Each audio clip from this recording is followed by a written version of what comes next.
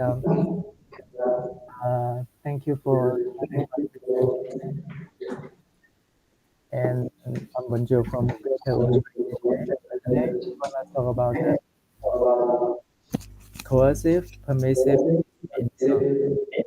First, we start by introducing the semantics of causation. In culture, there are three pairs of semantic contrasts in uh, causative constructions. The first one is direct versus indirect. The causer uh, directly perform the action to bring about the cause event, like 1A. Uh, but in 1B, uh, there's no such direct action. The caused event is the intended uh, consequences of the causal action. This this kind of meaning is this kind of causation is called mediate. The second one is coercion and permission. In 1A, the causer actively uh, do something to bring about the event, and in B, it is like uh, the causer allow the event to occur. And the third is simply the physical manipulation and verbal direction. And in this also the second type, in English, it's very clear. There's no ambiguity. Uh, the coercive reading and permissive reading represent the true extreme of itself. Of the causation, the closure, there's a third type, third or balance causation uh, lies between these two readings. Uh, What about the case in Southeast Asian languages? We can see in 7 and 8, uh, three readings fused into one lexical item. So here comes the ambiguity. Um, so it's very interesting. Uh, the goal of the talk is to distinguish what factors trigger the polysemy and how can we distinguish between them. I will use the data from Zhuang to answer these questions, specifically in the empirical domain of analytic causative construction instantiated by the matrix of GIF. Following this introductory section, I will provide some background information on the language, and then I will uh, talk about the causative GIF construction in the language. And next, I will figure out some these ambiguation strategies. Finally, I'll bring the talk to a natural conclusion. So the language is mainly spoken in South China, and um, this area is home to the largest ethnic minority group, and uh, the population is approximately 19.5 million. Typologically, it belongs to the type branch of Tagada language family, and uh, like many other Southeast Asian languages, the word POSV is very similar to Thai. The modifier following the modifier features. It features productive construction. It is a pro-job, isolating, and totally language. The data presented in this talk mainly comes from self-introspection and online interpretation. So now uh, let's look at the give construction. Cross-linguistically, it is claimed to be functional. It is the causative, effective, or native purposive usage. And when it serves as a cross-embedded frequency, it forms an uh, analytical construction, and we can get a causative continuum ranging from strong causative to weak causative. In this continuum, the widely attested patterns are pure causative and permissive causative, which I take as coercion and permission in this study. So previously, based on the comparative study between Thai and Mandarin, Tekayana and her co-author uh, made the following generalization of the GIF constructions. The causer or the subject of GIF is usually a human, and this construction usually encode indirect causation, and the causee or the direct object of gift is usually animate, and the inanimate object uh, are marginal. Mm. In this event, the causer generally intend for the event to occur, and note that in these causative constructions, it is always ambiguous between coercion and permission. And now let's use our data to test their generalization. Uh, let's focus on the specific features. First, in terms of the animacy, it seems that the data from Zhuang uh, conflict with the generalization that uh, is as we can see in 9 and 10 here, the any animacy constraint, there's no animacy constraint, is quite flexible. Either it is human or non-human, animate or inanimate, it's all possible. So this is inconsistent with the generalization. And in terms of the nature of causation, they say it encodes an direct causation, but here, as in 11a, uh, it can also express direct causation. So we can say that both direct and indirect causation are available in this data. And concerning their last generalization, they say the gift is ambiguous between coercion and permissive, and they attribute such a semantic contrast to context. But this is too vague, although Ronkopan provides some specific example to explain this kind of under specification, but it's not exhaustive. So, uh, uh, however, Kroger is more clear on that. He said that this has something to do with the degree of control or initiative exercised by the causer, or the degree of control or choices returned by the causee. The keyword is that uh, uh, it it is all about the agentivity of the causer or causee, and we'll get back to that later. So obviously, when the causer is human or animate, and the causee is non-human or inanimate, we usually prefer the coercive reading. Like here in 14, the causer is people, and the causee is animal. So here, coercion is preferred. However, when the causer and causee are both human or animate, it will be very difficult to distinguish the agentivity between them. Like in 15 here, uh, causer and causee are both human.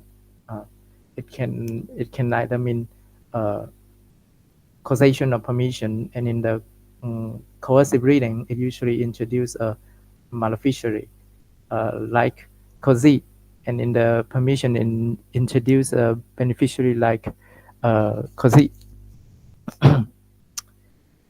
So as I just showed that this is a case of ambiguity. This and so questions arise that this kind of ambiguity, is it polysymous, homonymy, or semantic generality? Um, so first, uh, let's look at let's decide whether it is polysymous or homonymous. Mm. We can see that based on the definition, polysemmer is usually concerned with multiple related senses, like the bank here, financial institution, or physical building housing a financial institution. But ho homonymy is different words with unrelated meaning. So in this light, uh, I would say that the gift in Zhuang is polysymous rather than homonymous, because the coercive reading and the permissive reading are kind of related. Then it comes to polysemy versus generality. Uh, um, what is generality or under specification? Like brother here, it can either mean elder brother or younger brother. And in the literature, there are some tests to distinguish between polysemy and generality. The first one is identity test. Like here, in 18, mixed reading is not possible. We cannot say Mary is looking at a bank. Here, bank is a, if we say it is a financial institution, and John is looking at one. Here, one, it can only refer to the financial institution. We cannot say is looking at the riverside, the riverside too. So this constitutes a case of polysemy. But in 19, we can see that Sam and Peter are teachers. We can mixed reading is possible. We can say Sam is a math teacher, Peter is a physics teacher. So this is a case of generality. And another test to distinguish between polysemy and generality is the Zhuang test. It means a clash of senses for a single word in a coordinate structures. Like here, author and his driving license expired last Thursday. We cannot coordinate these two phrases together with only one meaning. So now I would like to apply this test to the Zhuang data. We can see in 21 and 22, the mixed reading is not possible. This means that the verb give in Zhuang is polysemous rather than underspecified. So as I just demonstrated, it is a case of polysemy or ambiguity, but the ambiguity lies in the lexicon or the structure. Is it lexical or structure? That is the question. So we can see that either it is coercive reading or permissive reading. It takes a finite IP as its complement. The syntactic structure is shown in this picture. This is they have the same syntactic size of the complement clause. So that's why I argue the ambiguity is lexical rather than structural, and and inspired by the term of selectional polysemy, I propose that this kind of verbal polysemy is triggered by different elements, either in the matrix or embedded clause. In other words, the meaning depends on the verbs that it co-occurs in the constructions. Yeah. So now let's look at some conditioning factors that trigger this kind of polysemy. I mentioned previously that the distinction between these two readings lies in the degree of agentivity or the volitionality of the causal and coercive. So if we want to disambiguate these two readings, we need to find out which one is the controller.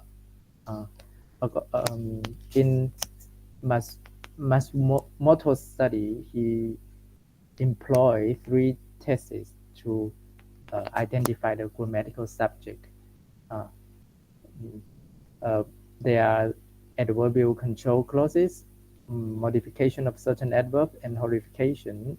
Even that Zhuang is not agglutinative language, so I think horrification is not applicable here. We'll look at the first two. Like the first test that is the use of some preposed while control clause. In this case, like we can see in coercion and permission. In the coercion reading, the pro is co-indexed either with the causal and coercive, but in permissive reading, the pro is definitely is more preferable to co-index with the coercive. What about the case in Zhuang? This case, this test doesn't work. This is still ambiguous. You can see in 27 here. While watching TV here, who watch TV? It can either be mother or me, or it can only be mother watching the TV. So this is not a feasible test.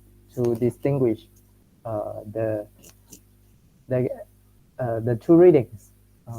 But why they say that? Because here I have used the red color to mark it. Actually, the key lies in the adverb here. They just use these two cases to show that they have different control structure. So it is the adverb that made the coercive meaning salient here. So it leads to the real test, the modification of agent oriented adverb. So in this step, we can distinguish these two readings by the placement of the adverb. If it is placed in the major clause, it is adjacent to give in the major clause. But if it is placed in the complement clause, it is adjacent to the verb in the complement clause. So when it placed in the major clause, the coercive reading is triggered. But when it's put in the complement clause, the permissive reading is forced. So this is a kind of test. And as I just mentioned, the polysemy, I propose that polysemy is dependent on the co-selection nature. So if the verb give combined with some other adverbs, we might get some different meaning. In this case, if the give combined with some other activity verb like the urge, push, or kick, then the coercive reading is rendered. Like here in 30, push, give me, get out. So here, obviously, the coercive reading is preferred. And now let's focus on the complement clause. Usually the coercive give typically target some specific verb types. Like it targets an accusative, like here give the table 4, then the coercive reading is preferred. The second is attributive predicate. If the verb in the complement clause express a kind of attribution, then we can only get a coercive reading. And also, certain psychological verb will trigger the coercive reading. Like here in A, if it is fear, worry, then we can only get the coercive reading. But look at B. Here is hate lie. We can get both reading. That's why I say it's certain. It's not totally applicable, kind of limited. But which set of psychological verb is applicable, that requires further exploration. And as we know that in the coercive reading, the occurrence of the event is entailed. So in this case, the coercive reading can be ruled out by additionally engaging the cause event, like in 34 here. The mother caused me to get out. This event has happened. So we cannot say, but I didn't get out. But in permissive reading, my mother allowed me to get out, but I didn't get out. So here we get a permissive reading. So here is a summary of some conditioning factors that triggers different kind of reading. In the major clause, if the verb give is modified by some agent-oriented adverb or co-predicated with some activity verb, the coercive reading is false. In the domain of embedded clause, the coercive give usually selects some an accusative, attributive, predicative, or limited set of psychological verbs, while the permissive give usually prefer to combine with some agent-oriented adverb, or we can get the permissive reading by additionally negating the event, the caused event. So in this study, I have shown that the verb give in Zhuang is ambiguous between coercion and permission when it forms analytical causative. And I have demonstrated that it is polysemal rather than underspecifier based on the Zhuang test. And I also argue that this kind of ambiguity is lexical rather than structural. I further propose that the coercive permissive polysemy is conditioned by different factors. These kind of factors are kind of covered either in the matrix or emphatic clause, and based on some empirical operation, I extend some tests to disambiguate the two readings. And in this slide, this study serves as a stepping stone for further cross-linguistic or comparative study between Zhuang and other Southeast Asian languages in terms of the causative construction, especially the polysemy of cross-embedding predicates. So this is an ongoing study or preliminary study. Next step, I would like to use some tools from formal semantics or syntax to model this kind of polysemy. And there might be also in this study, there might be some other elements can trigger this kind of verbal polysemy, like models or other verb types. I also need to investigate that. And that's all. Thank you. Any question or comments?